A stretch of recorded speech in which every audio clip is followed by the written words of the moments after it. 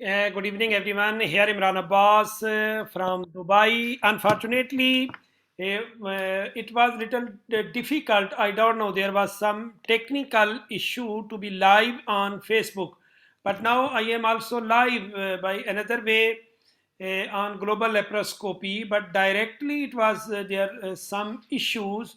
But I will try my best to record the interview of Professor Talebpour. Professor Talebpour is pioneer of bariatric surgery, and it is great honor for me. He is also my mentor, and great honor for me to interview such a prestigious figure. Sir, over to you, sir. Welcome. Hello to you and all of audience. I'm very happy to be here and take part in your interview about your issue. It's my pleasure. I'm with you. Thank you, sir. Sir, this is a series of MGB, OAGB. We will continue this series. We have started this series with Professor Robert Rutledge. And so this series will be end with Professor Carbajo. So during this period, I will interview, and already I have interviewed so many experts of MGB, OAGB. So also there are some repeated questions. So I will try my best. So during this period, so ask some questions. And what is the target of this interview?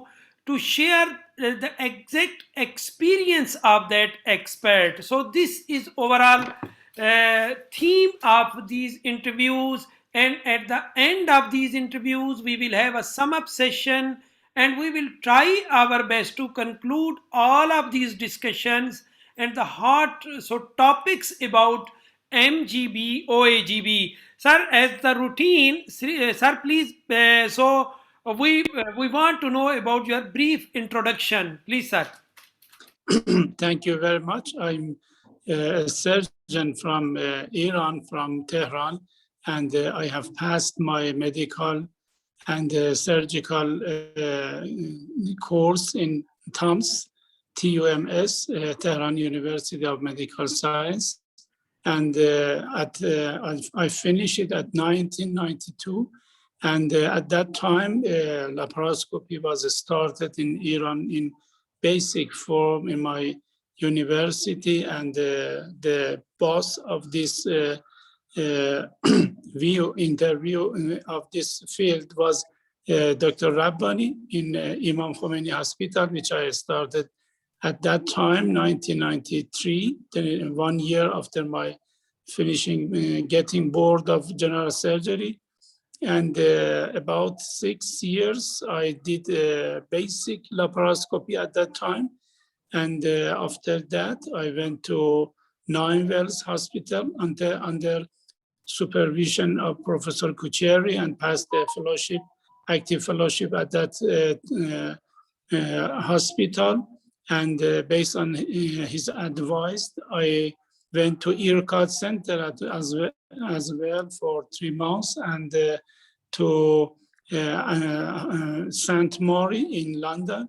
And it takes about 1 year to pass this fellowship, my fellowship in London, in the UK. And after that, when I came back to my country, I started doing advanced laparoscopy, really as a pioneer of this field, because there was not any experience in my country in advanced operations. And I did about 36 different techniques and different operations by laparoscopy, including from parathyroid gland to varices, by different methods which I learned, and some of them I introduced by myself, like gastric plication or lumbar sympathectomy, or even parathyroid, which I didn't see it in anywhere, but I did by myself. And little by little, I expand my field. And actually, I started training fellowships in my university. And now we have one of the famous and good center for fellowship, Iranian or foreigner fellowships in my country, in my university. And it's about 3 years that I'm dean of Sina Hospital, the oldest hospital in Iran, with more than 186 years experience. That showed the start of classic surgery was in Sina Hospital, and subdivisions of different branches of general surgery was introduced in Sina Hospital. I think there is not any surgeon, Iranian surgeon, who have not passed a part of his experience or her experience in Sina Hospital. Now I'm here. I'm in Sina Hospital. We have a very good laparoscopic center. We do routinely a lot of advanced laparoscopic surgery. We have 3 fellowship every course, and hopefully I can say that we are helpful our team to train fellowship for younger surgeons. Sir, excellent introduction, and really it is also for me great pleasure. Sir, we are also live. Fortunately, we are now live on Facebook Global Laparoscopy, and now we are many viewers. They have started to view directly your interview. Because at initial stages we have some issues to be live, but fortunately now we are live. Sir, regarding this MGB OAGB, because this interview is regarding MGB OAGB, when and why have you started MGB or OAGB? Yes, I started bariatric surgery by gastric banding. I did the first gastric banding at about 2000. And I thought that it's not in my uh, in my mind a good way, and I thought about some physiologic way for weight loss, and I introduced gastric plication at 2000. And little by little, I saw that restrictive operation alone cannot be helpful for all of cases. So gastric bypass, classic form of gastric bypass, was something that I wanted to start for some of my cases.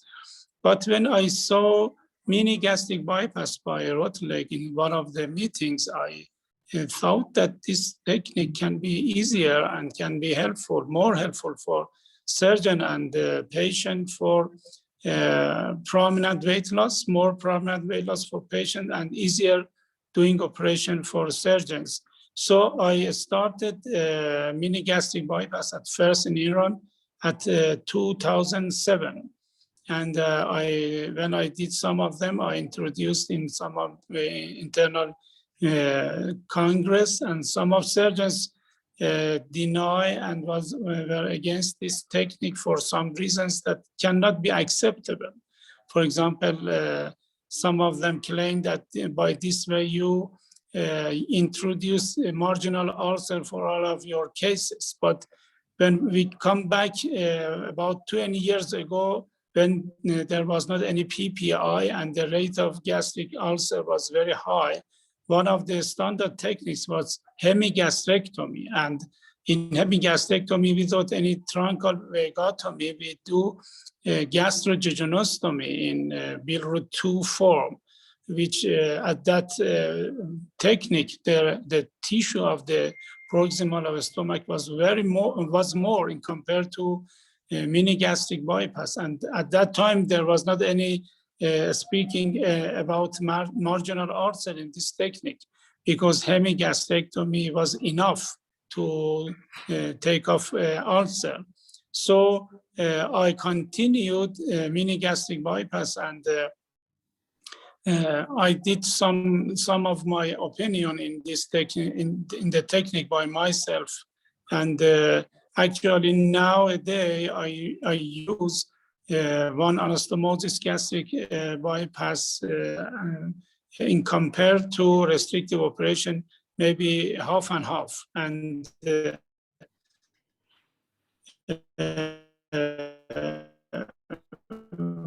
one half of my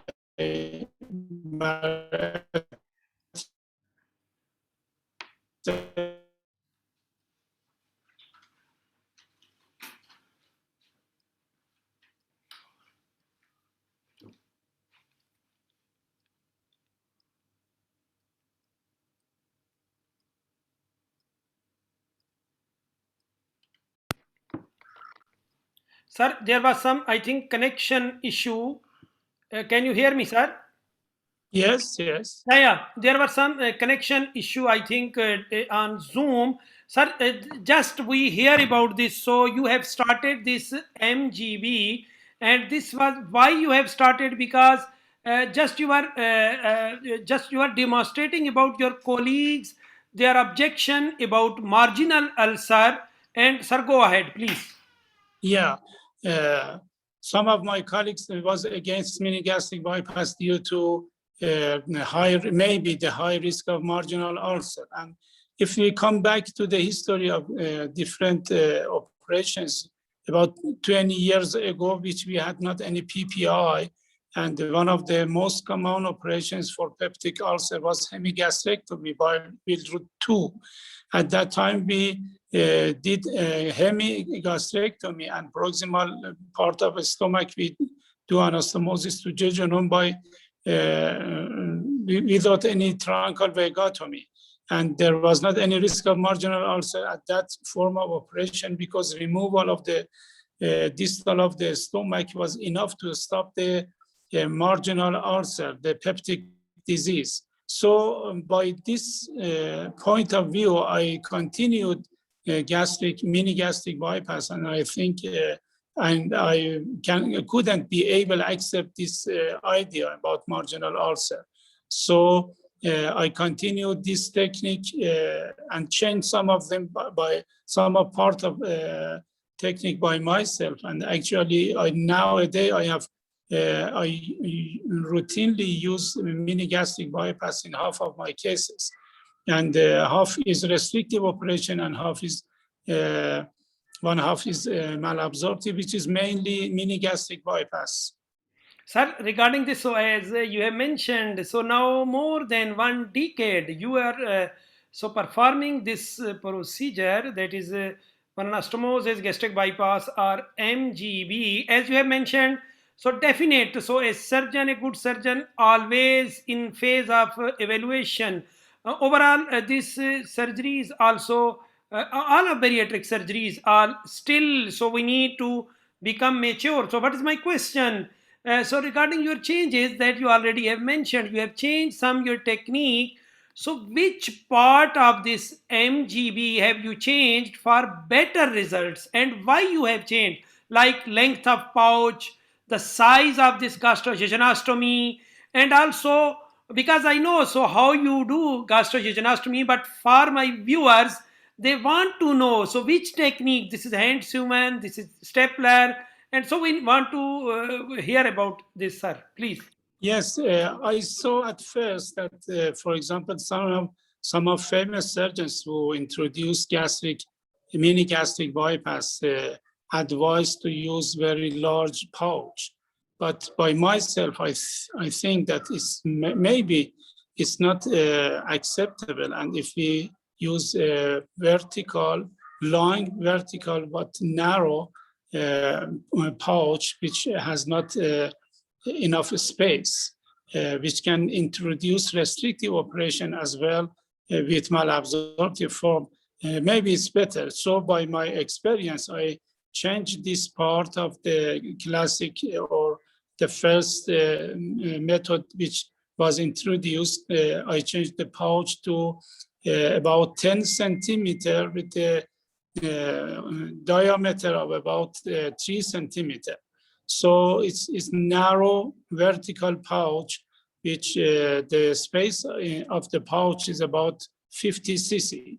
Another point which I did by myself, and I think maybe it's better in compared to classic form, is end-to-side anastomosis instead of side-to-side anastomosis, because by end-to-side anastomosis, you can decrease the length of pouch, the effective length of pouch, is similar to side, but the total length of pouch can be decreased, and by this way, the tissue of the stomach, which can release the acid and can induce marginal ulcer decrease. So doing end-to-side anastomosis is another opinion which I insist on it, and I think it can be in favor. I'm in favor of this form of anastomosis due to some reasons that I will say just now about it.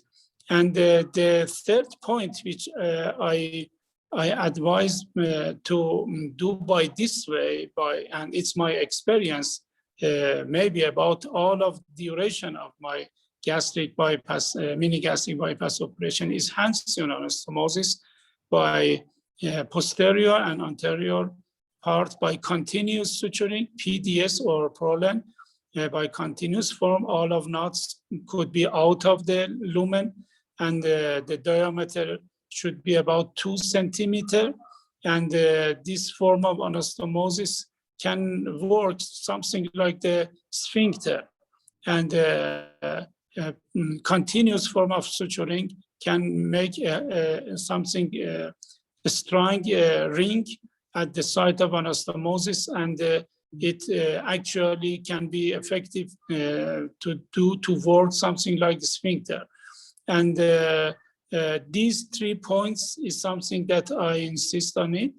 And the length that I use for bypass is related to the length of the total small intestine. And routinely, I prefer to do anastomosis at the point of 180 centimeter distal to trace ligament in usual cases, which is about 6 meters, if the total length of a small intestine is 6 meters. But if the length they change, and for example, I had 16 meters of length of small intestine, there is not really any acceptable way or advice to select the best point of anastomosis. But I prefer in these cases to use to calculate from distal, and the distal length which should be remained is something that I think is very important. But routinely, the site of anastomosis is about 180 centimeter distal to trace ligament. Sir, I have just in your discussion, I have a lot of questions. So, one of my question regarding your patients are happy, they have no issue now with this technique. Any issue, any like gastric pain, GERD, or something? Uh, what is your opinion? If the patient has not any GERD before, by this technique of operation, narrow pouch and anastomosis, Hansen anastomosis, if the patient accept and do limited volume of eating each time, which should be just 50 cc, there is not any problem. But if you allow the patient to eat or drink everything that he or she wants, of course, it can introduce pain or make vomiting. But I think restrictive part of operation should be think about it, and I by myself and do pouch like this to induce a restrictive part of operation as well.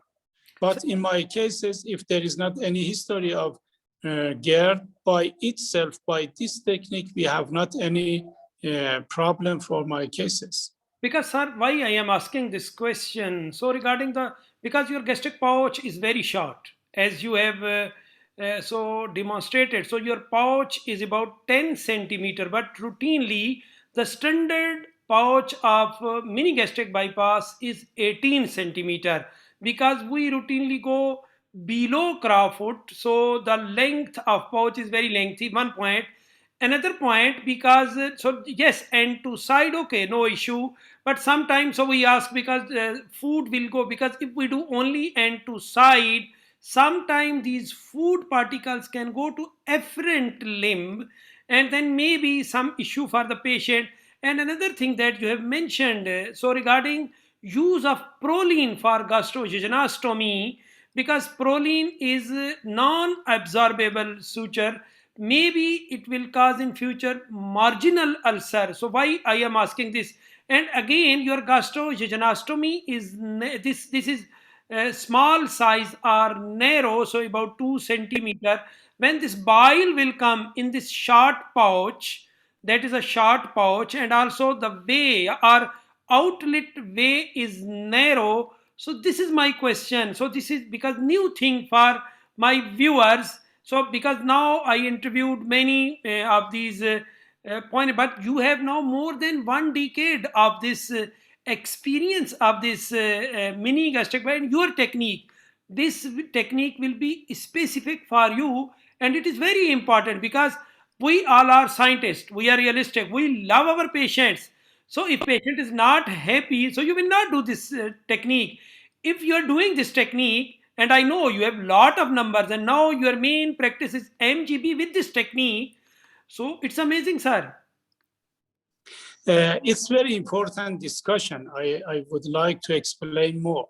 If you use pouch 18 centimeter and do side-to-side anastomosis, actually the proximal part of anastomosis is the effective part of pouch. And the length of the effective pouch of your 18 centimeter is something like 12 centimeter or 10 centimeter, something like my technique. I have seen a lot of doctors who do like the technique that you explained, and actually the effective part of pouch, which is upper part of the anastomosis. And from that side, the risk of bile reflux may be performed is something like this technique. The length, the effective length is 10 centimeter to 12 centimeter. Is different to the length of esophagus, intra-abdominal esophagus, and I routinely transect the stomach at the incisura.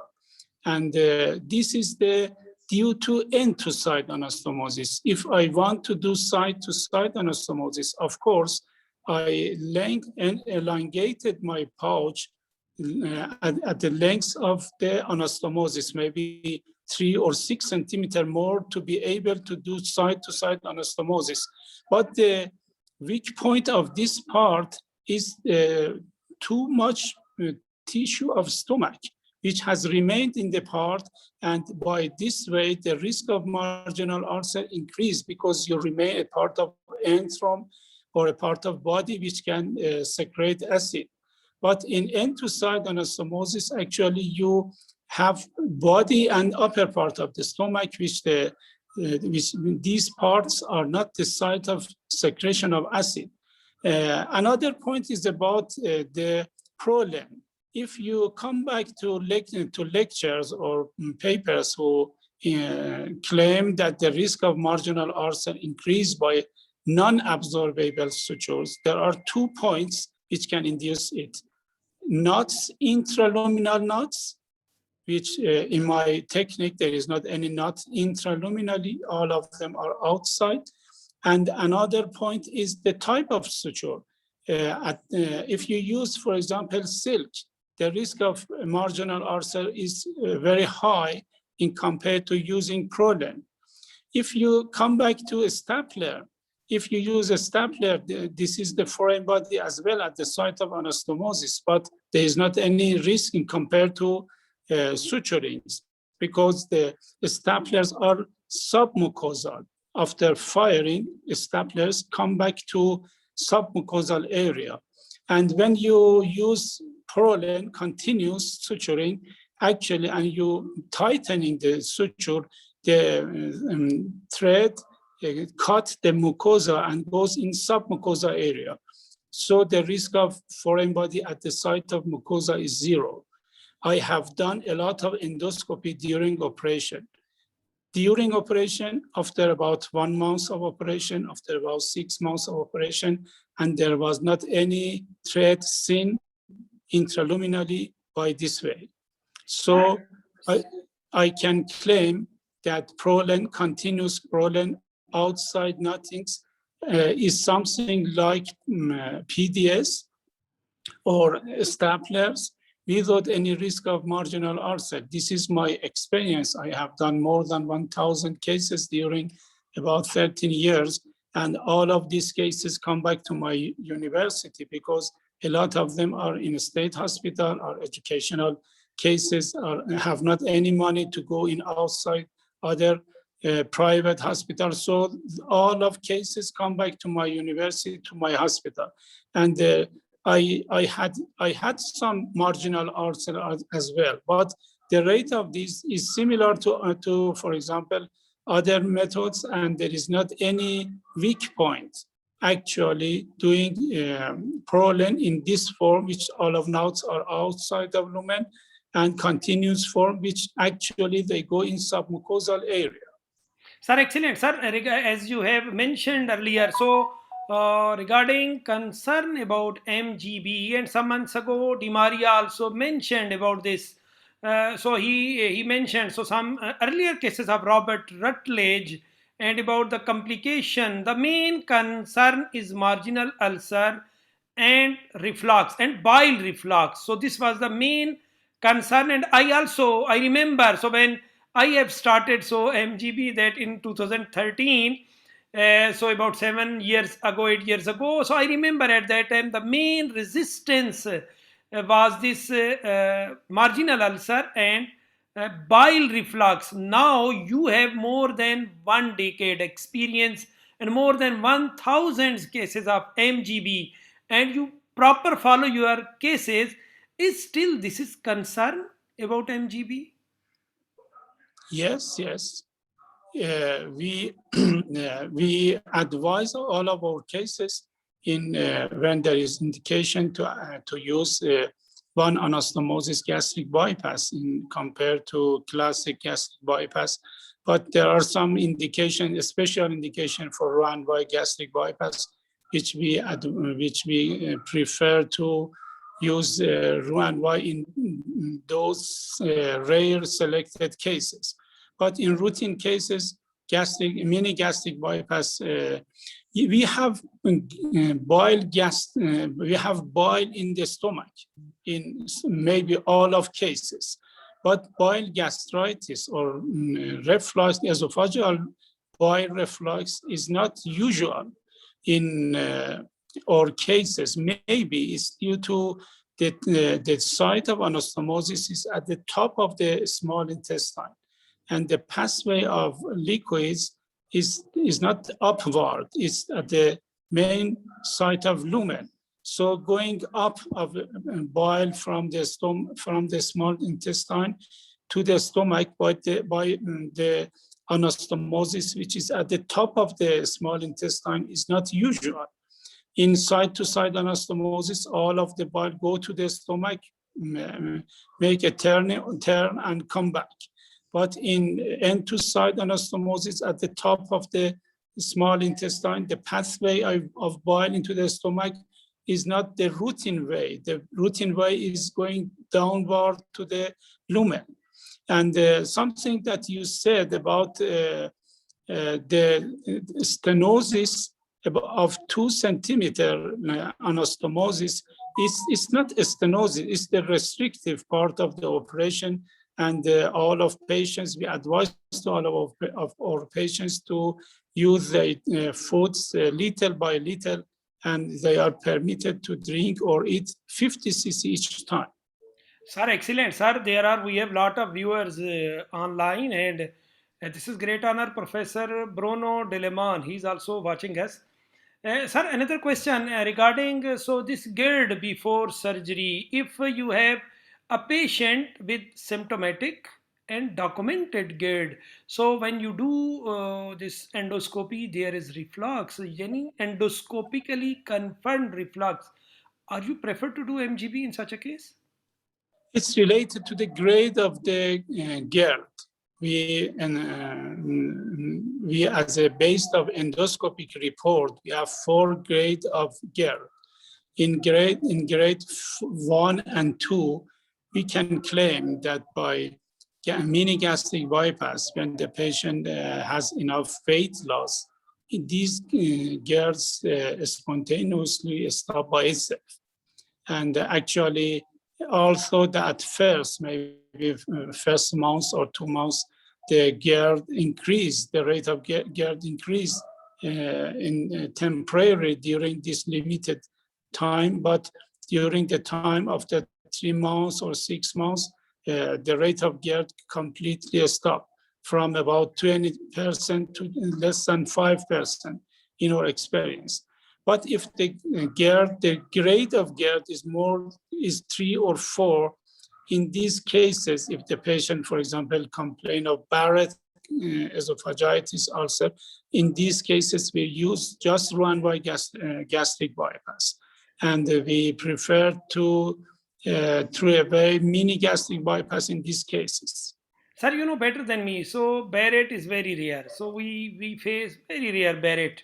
But have you experienced mini gastric bypass in advanced GERD in grade 4 and condition become worse after surgery? No, I had not any case with GERD grade 4 with mini gastric bypass. No, I had not. But I have two cases during this duration of my experience of prominent and continuous GERD after mini gastric bypass, which I changed these two cases to Roux-en-Y gastric bypass. Although at first, the rate of GERD was not prominent. I think maybe the intra-abdominal adhesions induced some stricture at the pathway of a small intestine, and actually the passage of material into distal part is with some problems, and by this way the reflux of materials into the stomach and continuous reflux was the reason for these two cases.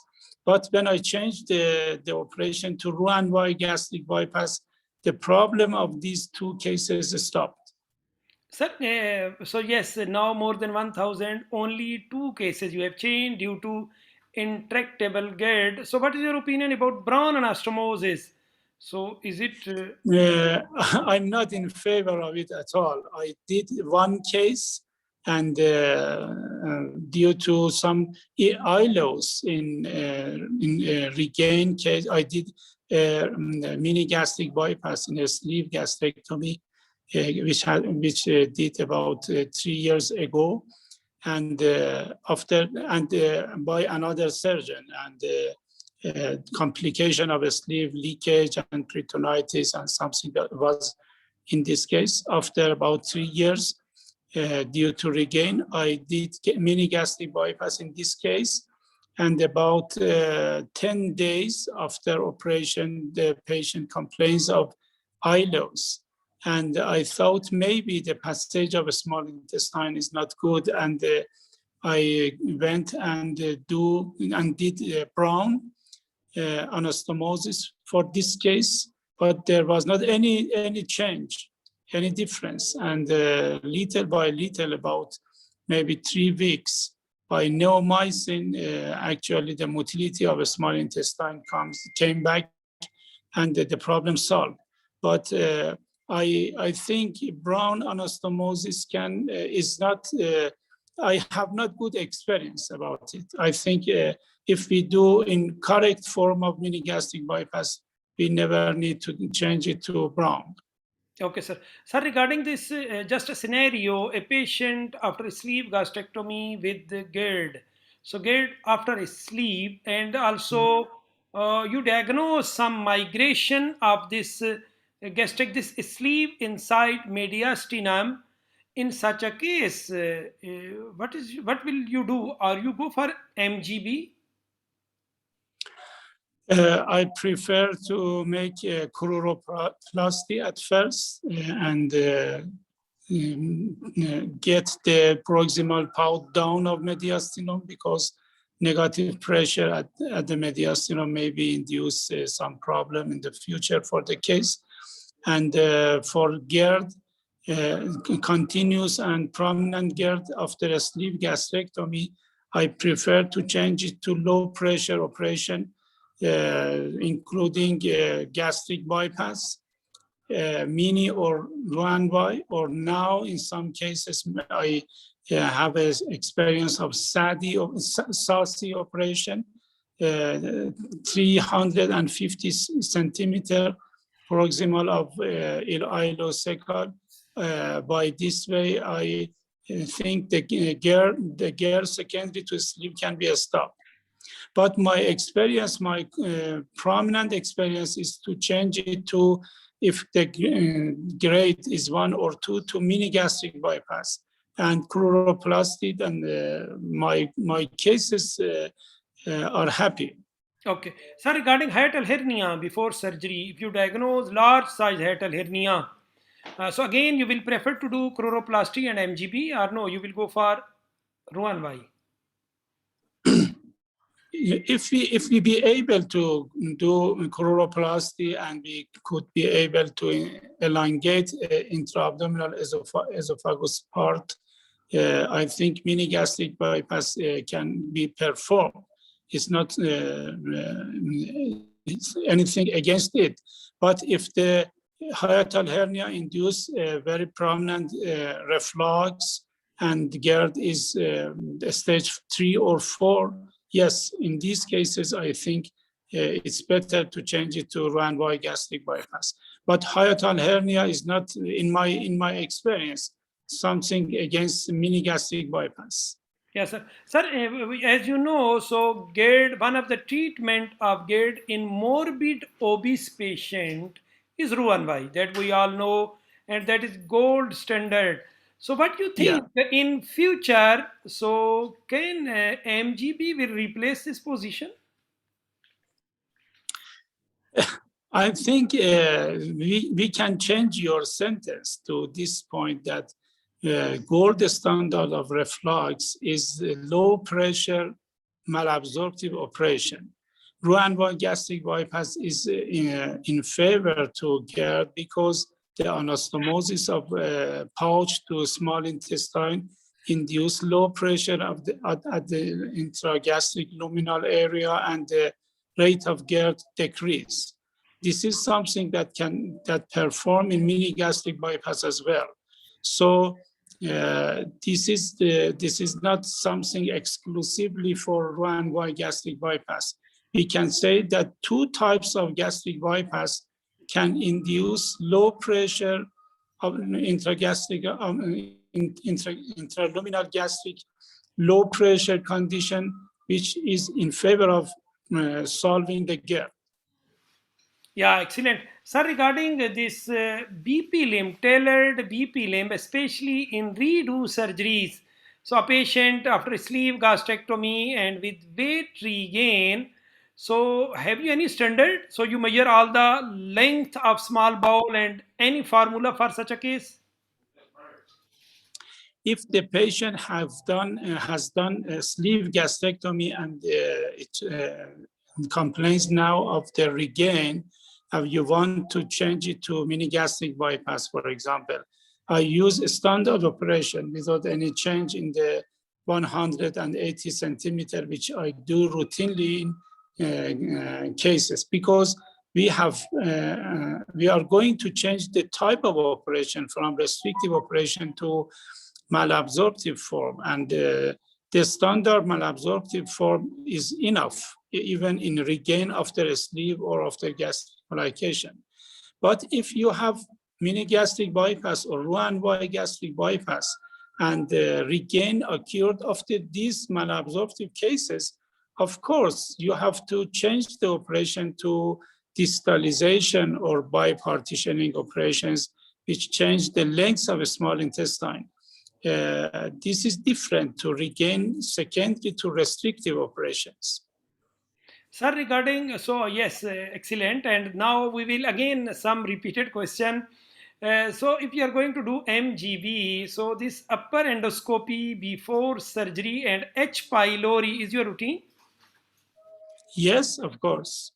You are doing. We use H. pylori, and it's better to eradicate it at first, and after that we do operation. But it's very important to say that if you throw away this medical therapy after operation, the risk of the operation has not any important change. So you have to eradicate H. pylori. It's better to do it before operation. But in some cases, if you do gastric mini bypass and want to eradicate, for example, 6 weeks after the operation, actually in asymptomatic cases, it makes no difference, no important difference, I want to say. But because the medical therapy is by circulatory form, is not in local form, which you say that the remained part of the stomach, there is not any chance to arrive the tablets to this area, because tablets absorb, and by circulation the microbe can be solved. It's not by local way. So after mini gastric bypass, eradication can be performed completely. But based on educational hospitals, we prefer to eradicate before over operation. I want to say another point, that unfortunately in my country, in my city, I don't know why, but based on the experience of our GI center in Shariati Hospital, the rate of positive H. pylori cases in Tehran is very high. I don't know why, but it's maybe about 90% of people, general population, have positive H. pylori mainly without any sign or symptom. So if you want to eradicate your case before operation, and if your case is in the queue of the operation, which maybe is about 2 years, the risk of infection, reinfection is high. So it's better to eradicate immediately before operation, or even if you do it after operation, due to risk of reinfection during the long-term period of waiting list, it's can be acceptable. Sir, so now another question regarding this H. pylori. Yes, I know. So overall, all over the world, so we can see this is the common H. pylori positive. This is not specific area. But my question: have you followed? Because now more than 1 decade, you are doing about 2 decades. You are doing bariatric surgeries. So after surgery, have you follow this H. pylori after 2 year, 3 years? Okay, this is routine. We can check again. Maybe again patient is positive or not. Yes, because in my center there is gastroenterologist, and he follow these cases. In Sina Hospital, we have a bariatric center, and gastroenterologists follow these cases, and we have data of these cases. I cannot say that all of cases are followed, but maybe actually uh, half or 1/3 of these cases followed by our gastroenterologists. Sir, Unfortunately, patients will not come, but the protocol is following these cases, doing endoscopy annually, and making the test of H. pylori to make sure is it eradicated completely or not, or if reinfection has occurred. We, in gastric bypass cases, if the reinfection of H. pylori can be seen, we eradicate immediately. Sir, this is great point in my opinion. So if we see, because we can talk more about this, so we can follow our patients, especially H. pylori, because the main now issue that we follow is marginal ulcer as well as gastritis, and this some back pain that is also maybe due to gastritis. So if we go ahead and it will protocol for our gastric bypass, so it is discussable, I think. So H. pylori we can also follow. So my question regarding endoscopy before surgery, that is your routine. So have you changed your this planning for MGB, because you did endoscopy, yes, and you find something, so you have changed your, because there are some malignancy changes, I don't know, some biopsies for in favor of malignancy. If you have changed, how many cases you have changed, that was asymptomatic, there was no issue.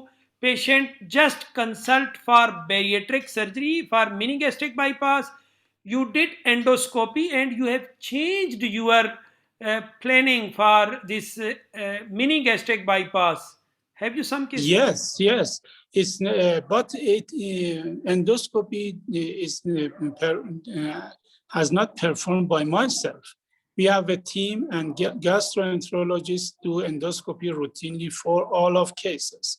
And we can see that cases, for example, with some polyps or some nodular formation at the antrum, which by biopsy showed that there is the risk of familial cancer, they advise to ourselves change the gastric bypass to sleeve or other operations, which this part of the stomach could be followed by direct endoscopy.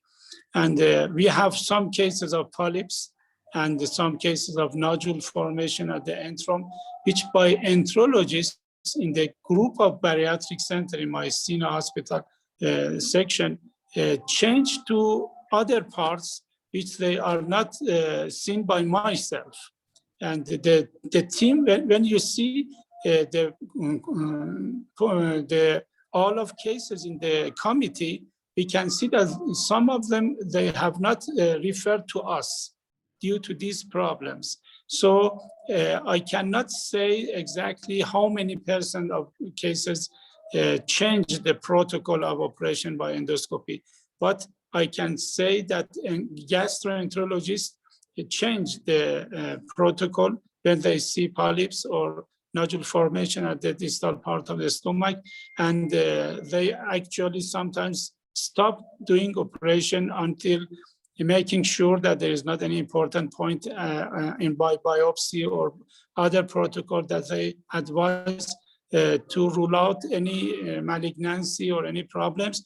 Otherwise, if we do by ourselves without any advice of gastroenterologists, maybe we have some mistakes. Sir, thank you. Sir, can we share your slides? Sorry?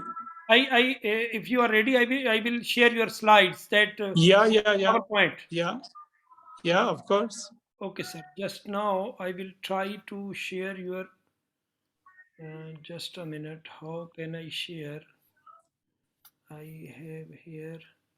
So I want to share your slides because mm,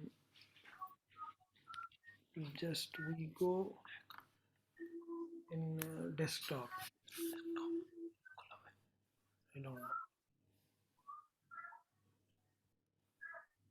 So we can go here. This one.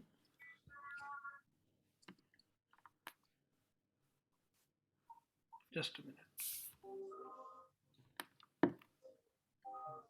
This. Okay.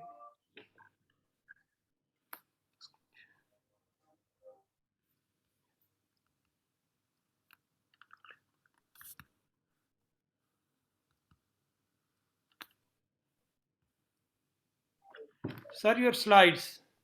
Can Yeah, thank you.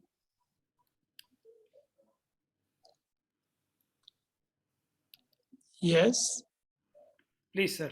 You Okay. can. Yes, I spoke about myself at first, and this is the brief data about my experience in bariatric surgery. The next one, please. Yes, sir.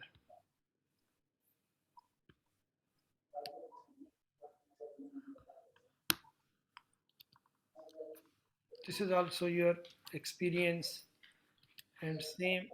Please, sir.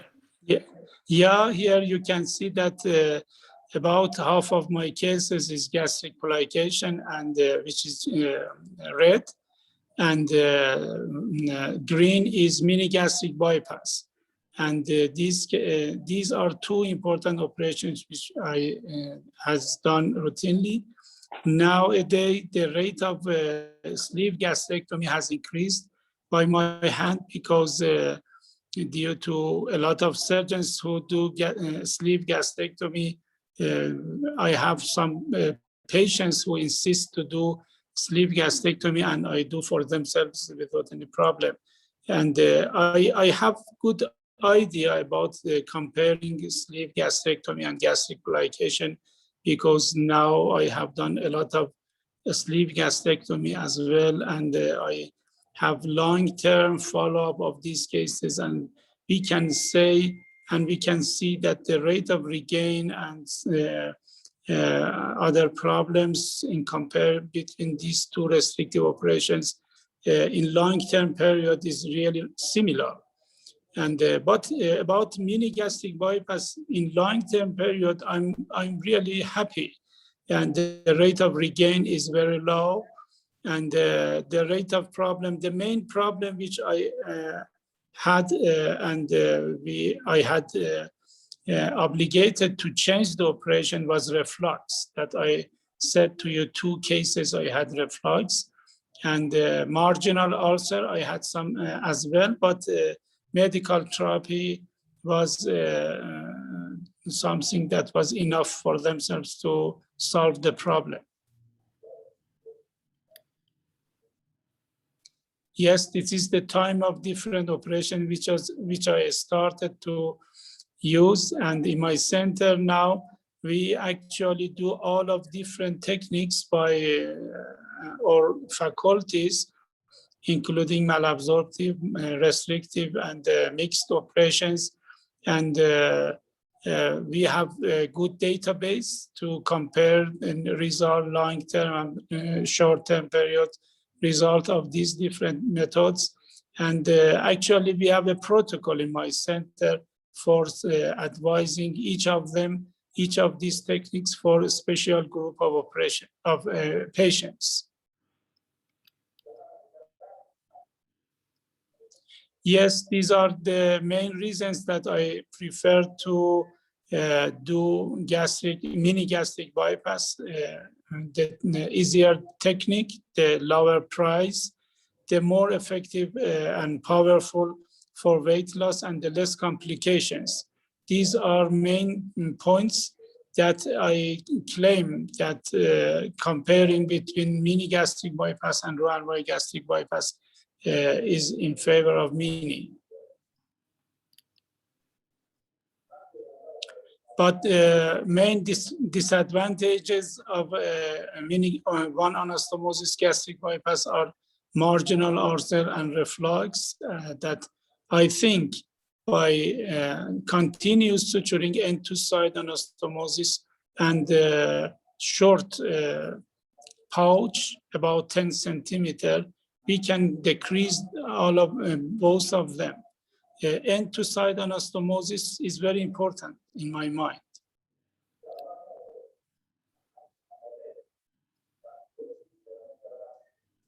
And end to side is very important, and hand sewn is another point which is very important.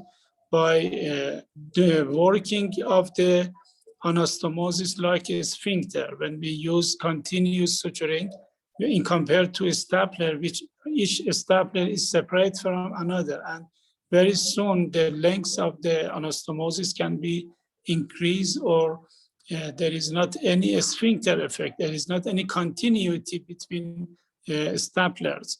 But in continuous suturing, we can see even during anastomosis, during operation by endoscopy, which because we have in our center, in our theater, endoscopy, and we do routinely endoscopy at the end of operation, we can see that the site of anastomosis is something like a sphincter, completely circular and tense.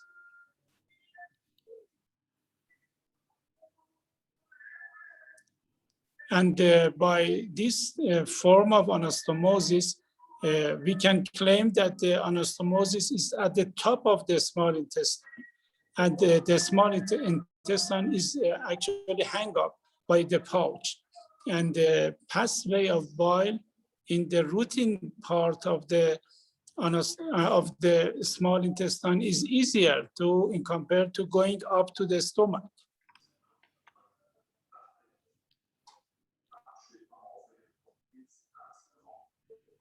Yes, this is our data of cases and our results. My paper has published about 3 months ago, and the detail of our cases and our complication and our results has written in my paper, which has published in obesity surgery.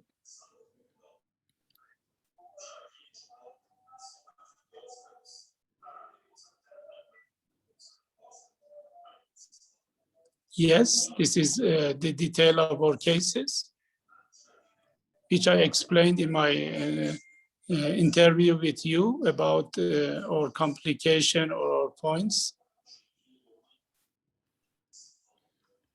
Sir, excellent. Sir, overall, if we see, so this is really very impressive, especially that your colored picture, and also in which now about 5,000 bariatric cases you did.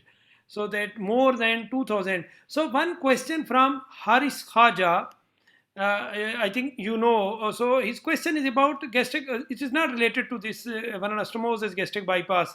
About gastric plication. So his question is about: are you happy with this case now? You have more than 2,000 gastric plication.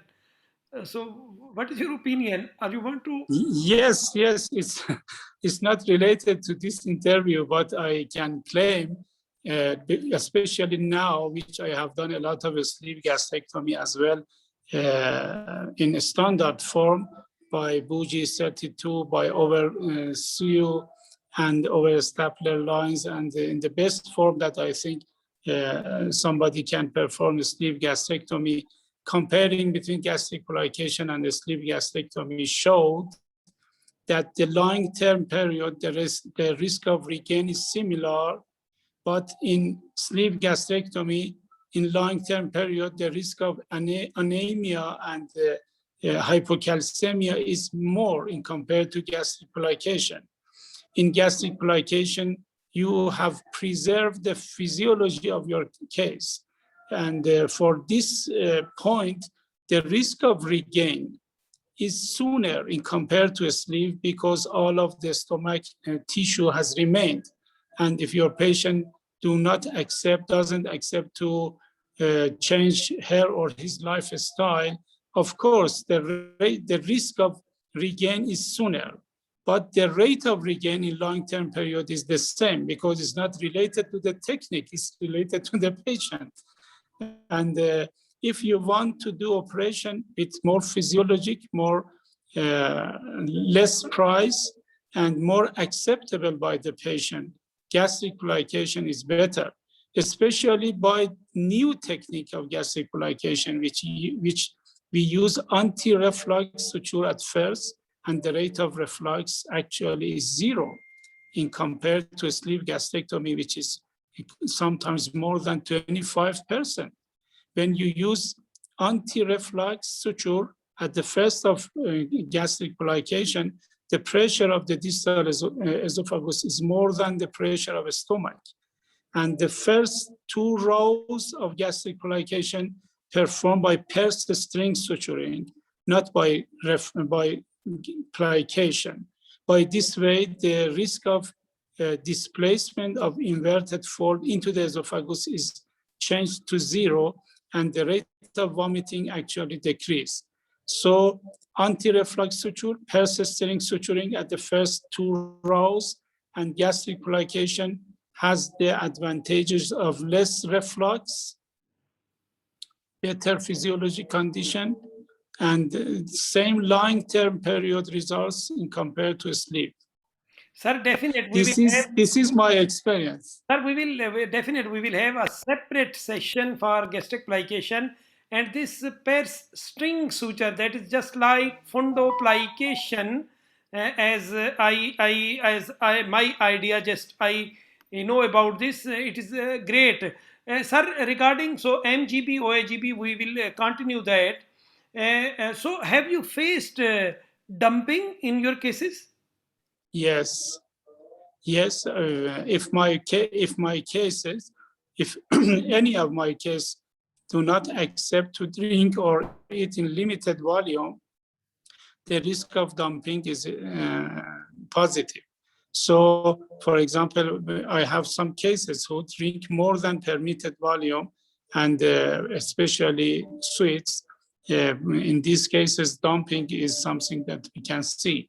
I have about 10%, maybe. I cannot claim exactly how many percent, but in my mind, about 10% of my cases complain of dumping, and all of them is due to unacceptable volume which they eat or drink every time. So then just with diet protocol, so you have solved, because now if 10%, then it means about 100 cases were suffering or complaining dumping, and just with diet protocol you have solved this issue. Yeah, when we change the diet of themselves and patient accept to change the diet, and after the time, maybe a lot of 90% of these cases stop dumping after 3 months spontaneously by itself. But all of these cases, if they change the diet, dumping syndrome decrease. Sir, PPI, so how long time you prefer PPI after MGB? I advise for at least 1 year. I advise for at least 1 year, and until 5 years, I say to my patients, keep this tablet in your pocket, and if you complain of any epigastric pain, of course, eat this. Sir, regarding this surveillance endoscopy, so this follow-up endoscopy, and because your center routinely follow endoscopically these patients, so have you any data which percentage in asymptomatic you find marginal ulcer, that silent marginal ulcer in these cases? Yes, this is something that we can see in silent marginal ulcer in our center. I cannot say how many percent, because mainly medical therapy performed by gastroenterologists, and they never refer to us. But if they get symptomatic or GI bleeding, in these cases they refer to us, and the rate of cases with GI bleeding and something which is needed to do operation or perforation due to marginal ulcer. Really, I had not any marginal ulcer with perforation. Yes, I had marginal ulcer with bleeding, which I admit these cases, medical therapy and PPI, IV PPI and something like this solve the problem. Sir, what is your opinion about supplements after MGB? Are you prefer and how long time? Yeah, I use, I advise 7 tablets and capsule for all of my cases for at least 1 year. And after 1 year, continue 3 tablets for up to 5 years related to the result of the laboratory test of the patients.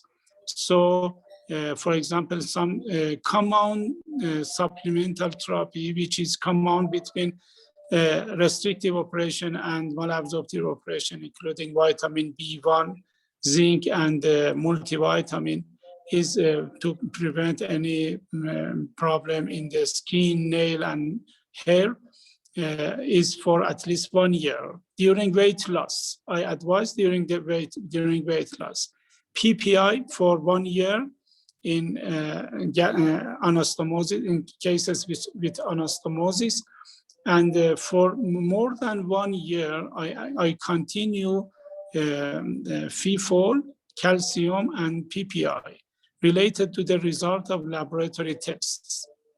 Sir, regarding so deficiency, because we know so this micronutrient deficiency after any malabsorptive or hypoabsorptive procedure. So, in your experience, because that center proper follow, which one is most common, like albumin, ferritin? So, which one is the most common deficient nutrient? Albumin, unfortunately, I can claim that albumin malabsorption can be found out mainly by albumin. and in our study. These are cases which have referred to us. I say again that there are a lot of cases they solve by nutritionists, for example, during the follow-up, and we are not now, we cannot understand about these cases. We can make a study, but routinely we cannot find out it. But some cases which are important, for example, I had one Guillain-Barré secondary to gastric bypass. So this was due to selenium deficiency, for example. I had a case secondary to mini gastric bypass. Maybe a lot of other cases without any physical problem, but in laboratory tests, for example, find out some subclinical deficiency in selenium or zinc, and by medical therapy, the problem solved. And we never understand about these cases. But in clinical points, the main problem which I had, if I remember in correct form, 4 or 5 cases with albumin deficiency, which we admit these cases, and by some medical therapy, they solved. In 2 cases, due to malabsorption, I changed the operation. Malabsorption is the problem in mini gastric bypass, I accept. So that, sir, that you have changed due to malabsorption. What you did in these cases? I removed the operation. I changed mini gastric bypass to normal condition. To normal anatomy. Yeah. Sir, excellent. Sir, just so, what is your diet protocol after MGB? Yes, as my pouch is small and my anastomosis is narrow, my protocol is similar to restrictive operation. And I have a protocol based on nutritionist advices and limitation of anatomy, which I think the surgeon should take part in diet of these cases, because nutritionists alone maybe induce some mistakes because they couldn't understand the limited volume of the stomach. And we have to share together. So the diet, the advised diet for my cases is based on my opinion and nutritionist opinion. And it's at the protocol 4 times every 2 weeks. We change the diet from, for example, soft liquid to normal diet. So little by little, it should be changed, and the neoanatomy and physiology of the body should accept this condition. This is similar to the baby which has newborn, which has burn, and just she or he advised to use milk, mother milk, without anything. Little by little, she or he advised allowed to use other foods. So after mini gastric bypass, due to change of physiology and some new conditions, it's better to advise to allow to use different foods little by little based on the protocol by the share of nutritionists and the surgeon. The surgeon should take part in this part. Sir, excellent. Sir, one of the most, said maybe this is the second last question. One of the most common early complication is bleeding after MGB. Have you faced such a situation? Because we have 2 sleeve, just imagine inside abdomen. And how can we protect and how can we prevent this bleeding? But in my experience, really, I had not any problem, any important problem for bleeding after mini gastric bypass. After a sleeve gastrectomy, yes, we have the risk of bleeding, but after mini gastric bypass, no.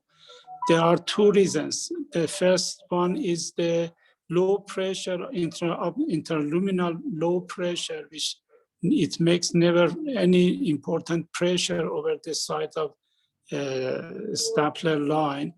And another point is the hands-on anastomosis at the site of the end-to-side gastrojejunostomy, which is the most common part of site of bleeding. And by hands-on anastomosis, the risk of bleeding decrease and stop because it's continuous and really I had not any important case of bleeding secondary to my cases. Sir, excellent. Sir, any message for youngsters who are just now going to start MGB? I think it's if you want change your operations from restrictive operation to malabsorptive, it's better to change the sleeve to mini gastric bypass at first, because Roux-en-Y gastric bypass is more complex operation with more rate of complication or potential of complication post-operatively. So it's better or easier for young surgeons to change the sleeve gastrectomy, for example, to mini gastric bypass at first, or select cases which are allowed to use mini gastric bypass. And I by myself train all of my fellow to use end-to-side hands-on anastomosis. And my fellows now can use this form of anastomosis by hands-on form. But maybe it's more complex. I accept side-to-side anastomosis by stapler is easier. Maybe it's better for young surgeons to start by stapler line, side-to-side anastomosis. But of course, it's not my advice or my experience that during the time change this form of anastomosis to end-to-side anastomosis. End-to-side anastomosis is about 80% importance. Hands-on anastomosis is 20% importance. So these 2 points can be a key point for prevention of reflux or marginal ulcer. Sir, excellent, really excellent. We have lot of questions, but during your debate and during your demonstration, most of question has been already answered by yourself. It was great, in my opinion, experience for myself. I have learned a lot. And sir, so much thanks for your time. I know you are so much busy, and also again sorry for because at initial stage it was little technical issue to be live on Facebook. Again sorry because there was some technical issues, but again Yes. so much thanks sir. And again we need your support because after this MGB we will continue series of sleeve gastrectomy, then series of Roux-en-Y, then series of metabolic surgeries in low BMI, and at the end, so redo. So till June 2023, we have scheduled these interviews, and definite we need your support, we need your guidance. Sir, so much thanks. Thank you very much. I think your work about these interviews and this kind speaking is very, very important. And I congratulate to you for your work, for your job. And I'm sure that your work can induce a very, very good and high experience result for all of us.